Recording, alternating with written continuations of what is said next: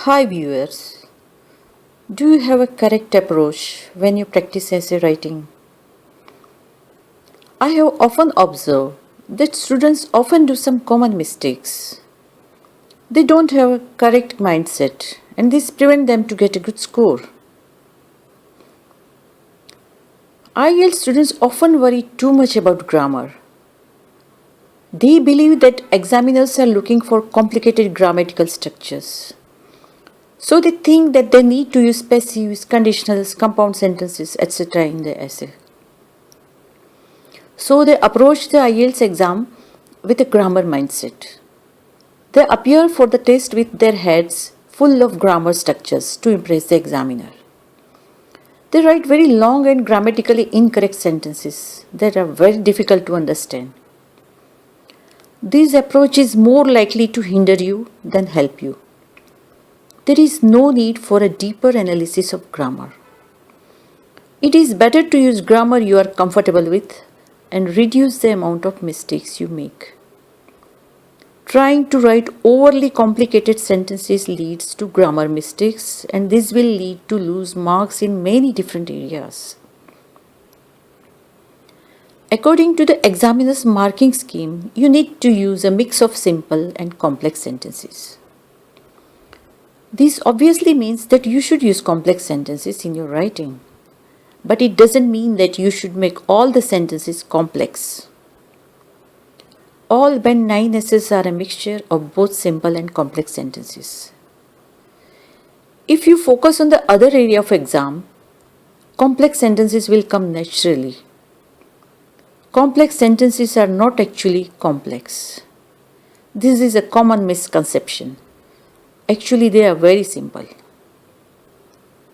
For example, do not eat more junk foods. It is bad for health. We can convert these two simple sentences into one complex sentence by using the word if. If you eat more junk foods, it is bad for your health. This is a complex sentence. Putting simple sentences together makes the essay more coherent and cohesive. Some more examples of complex sentences. It is a fact that pop music is very popular. When people smoke cigarettes, their health suffers. If you don't care about the environment, chances are it will become polluted. Some people like to travel with a companion while the other people prefer to travel alone. Don't you think complex sentences are very easy? When should you use complex sentences? In general, you should use simple sentences when you make main points, normally at the beginning of a paragraph, and use complex sentences when you expand on the main point. When you are practicing IELTS essay topics, try to think of what you want to say in simple sentences and then think of how these might be linked into complex sentences. After enough practice, it will become a natural thing to do and your writing will really improve. Just believe me. Many candidates also believe that examiners are looking for impressive vocabulary. This is completely not true. You do not have to use complex vocabulary because both of these can make the writing difficult to follow. Your writing will look strange. Remember, examiners are normally impressed by collocations than just individual ones. Your English should be natural. What is a collocation? Collocations means groups of natural words. A collocation is when two or more words naturally go together and sound correct together. Example. Quick response.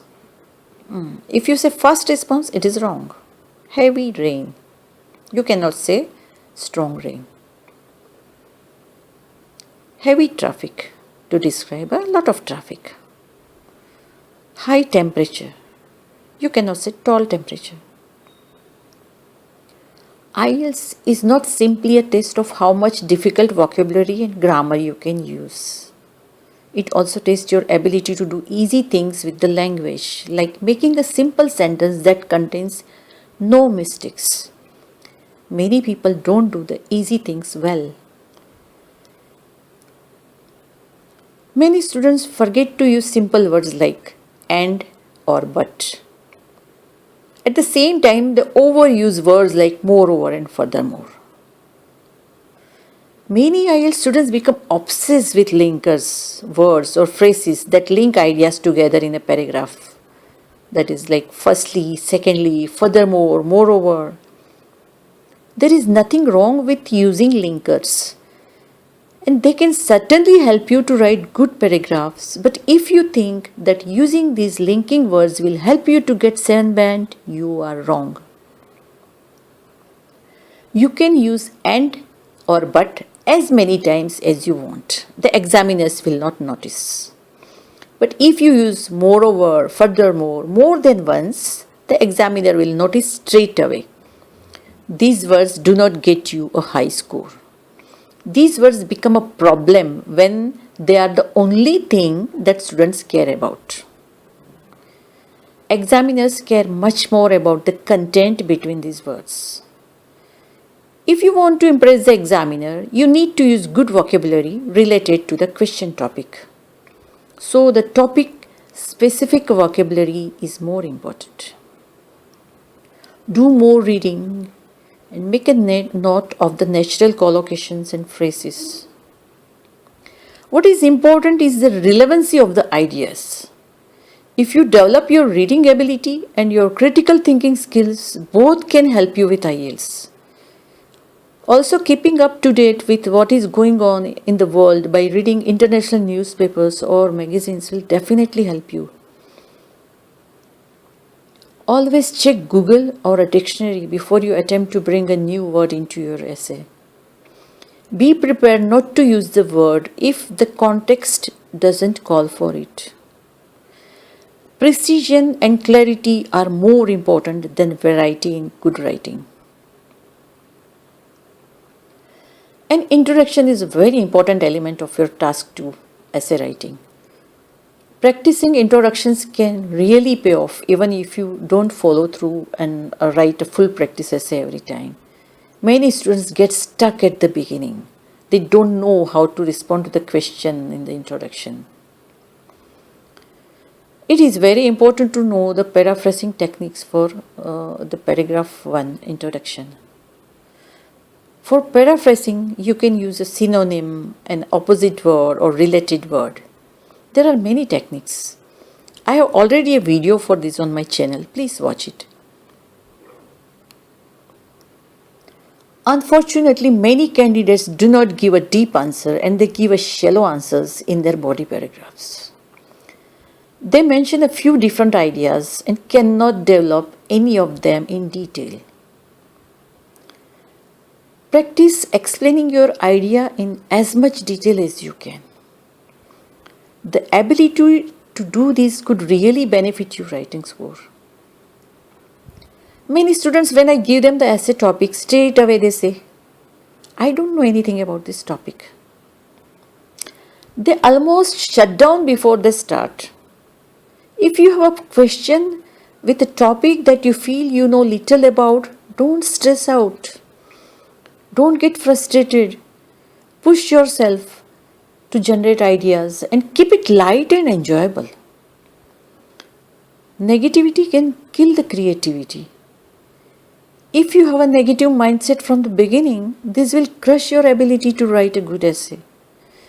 Read international articles, magazines about different topics and survey. Don't spend a long time on your conclusion. Task 2 conclusion should be 1 or 2 sentences long. Simply paraphrase your topic sentence and main points from your body paragraphs to close out your essay. If you have written a good essay, there is no need for a difficult conclusion. Just let the conclusion do its job. Students are confused with too many information.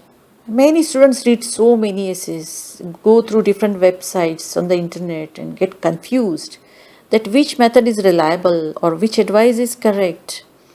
They think they are working hard and they often pick up bad habits.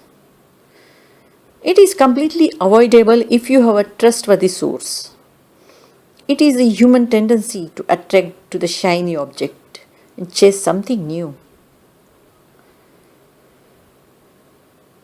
Some students go for many teachers and coaching classes and look at many different methods. Then they compare and they do their own analysis. Then they discuss with their friends, like your teacher is telling like this, but my teacher says like this. This can harm you. No teacher will have the same methods. You are wasting your time in researching, and conflicting advice can create confusion. I don't say that follow my method only, but find a single teacher you can trust and follow. Your writing is a reflection of your thinking. If your thinking is confused, your writing will be confused. Students often look for shortcuts and tips. During inquiry for the classes, many ask me, can you provide tips and tricks to get sunburned or red band? I have a test next week, only few days left. They want everything faster. This question is like those people who want to lose weight without giving up junk food, fatty food, and exercise. There are no shortcuts. There is no magic formula. If somebody is promising you to get sunburned or 8-band by shortcuts, you are wasting your time and money with that person. Students often say they don't have enough time to complete the task. Lots of students start off with a great enthusiasm and after a few days they slow down and don't finish the task. When I ask, they say, we don't get enough time. Everyone gets 24 hours a day.